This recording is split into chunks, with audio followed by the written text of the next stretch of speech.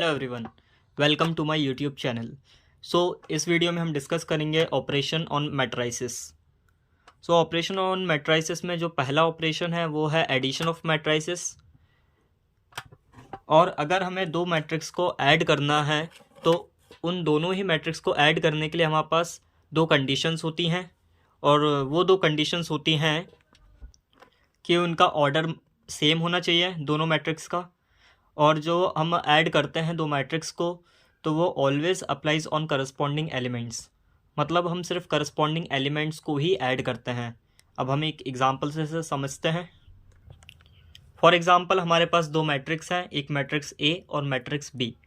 अब जैसा कि इन दोनों ही मैट्रिक्स का ऑर्डर सेम है जो कि है 2 × 3, ए का ऑर्डर भी है 2 × 3 एंड बी का ऑर्डर भी है 2/3।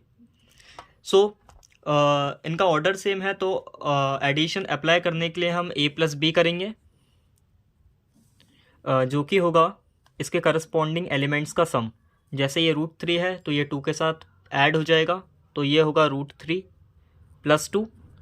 ये 1 है तो इधर जो करस्पॉन्डिंग एलिमेंट है √5 के साथ ऐड हो जाएगा, तो होगा 1 + √5। यहाँ -1, यहाँ 1, तो -1 + 1 जो कि होता है 0।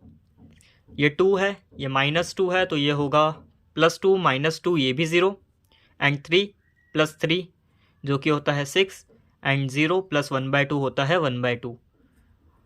जब हम इन दो मैट्रिक्स पे एडिशन लॉ अप्लाई करते हैं तो हमारे पास रिजल्ट में a + b कुछ इस टाइप का मिलता है।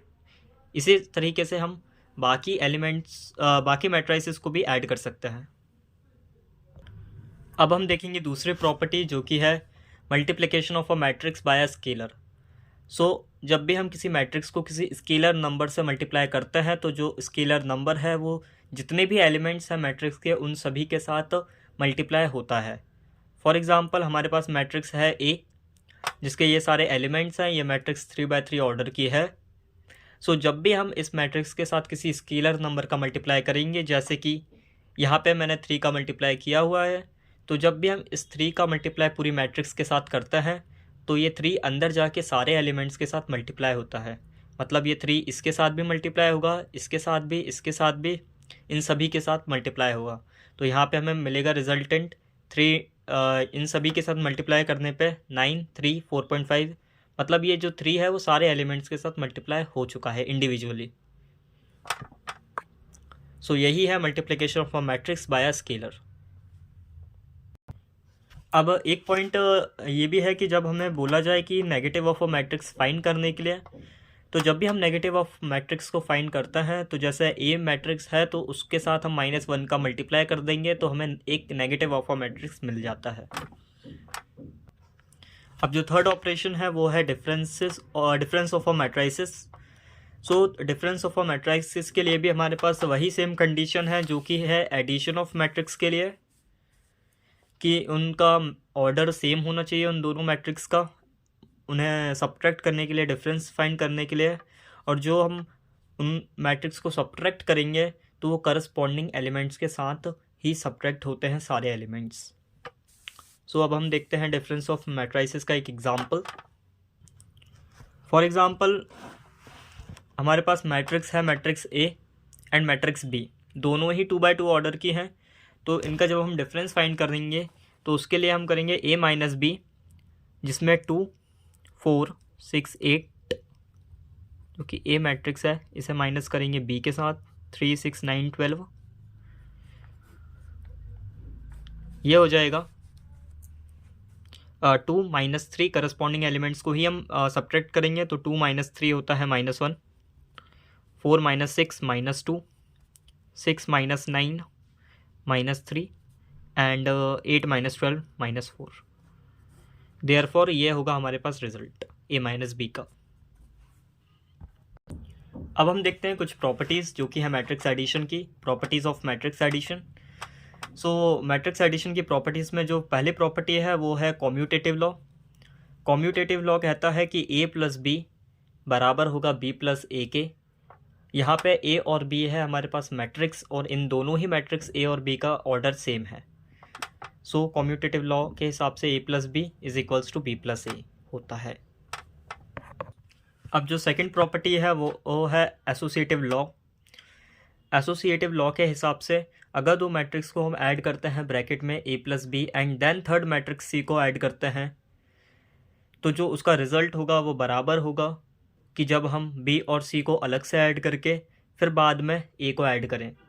तो मतलब a प्लस बी ब्रैकेट में ऐड करके plus c is equals to a plus bracket b plus c, ये दोनों ही इक्वल आएगा। और यहाँ पे a b और c तीनों ही मैट्रिक्स हैं जिनका ऑर्डर सेम है। अब थर्ड प्रॉपर्टी है एग्जिस्टेंस ऑफ एडिटिव आइडेंटिटी। इस आइडेंटिटी के हिसाब से जब हम एक ए मैट्रिक्स के साथ ओ मैट्रिक्स को ऐड करते हैं, ओ मैट्रिक्स मतलब एक ज़ीरो मैट्रिक्स है, तो जब हम ए को ओ के साथ ऐड करेंगे तो वो ओ प्लस ए के बराबर होगा और जो कि ए के बराबर होगा। और यहाँ पे जो ओ है इसी को हम कहते हैं additive identity for matrix addition. इसका मतलब है कि ए में हम एक ऐसी मैट्रिक्स को ऐड करें जिससे हमें वापस ए मिले, उसे हम एडिटिव आइडेंटिटी कहते हैं फॉर मैट्रिक्स एडिशन। जैसे कि हम यहाँ पे ए में ओ को ऐड कर रहे हैं तो हमें वापस ए मिल रहा है, इसलिए हम ओ को additive identity for matrix addition कहते हैं। अब फोर्थ जो प्रॉपर्टी है वो है the existence of additive inverse. इसके हिसाब से अगर हम ए मैट्रिक्स को ऐड करते हैं विथ इन्वर्स ऑफ ए, या फिर हम इन्वर्स ऑफ ए के साथ ऐड करते हैं मैट्रिक्स ए को, तो हमें एक नल मैट्रिक्स मिलती है जो कि है 0। और यहाँ पे जो माइनस ए है इसी को हम कहते हैं एडिटिव इन्वर्स ऑफ ए और नेगेटिव ऑफ ए, क्योंकि इसी को ऐड करने के साथ हमें एक ऐसी मैट्रिक्स को ऐड करना है जिसे ऐड करने के बाद हमें एक नल मैट्रिक्स मिले, उसे हम एडिटिव इन्वर्स कहते हैं ऑफ अ मैट्रिक्स। अब कुछ प्रॉपर्टी है property of scalar multiplication of a matrix, जिसमें जो पहली प्रॉपर्टी है वो है के ए प्लस बी। यहाँ पे जो के है वो कोई भी स्केलर नंबर हो सकता है या कुछ भी हो सकता है, के एक जस्ट लाइक अ कांस्टेंट, और ए और बी हमारे पास दो मैट्रिक्स हैं। तो इस प्रॉपर्टी के हिसाब से अगर हमारे पास कुछ इस फॉर्म में दिया हुआ है तो हम इसे के को अंदर भी मल्टीप्लाई करके के इंटू ए प्लस के इंटू बी लिख सकते हैं।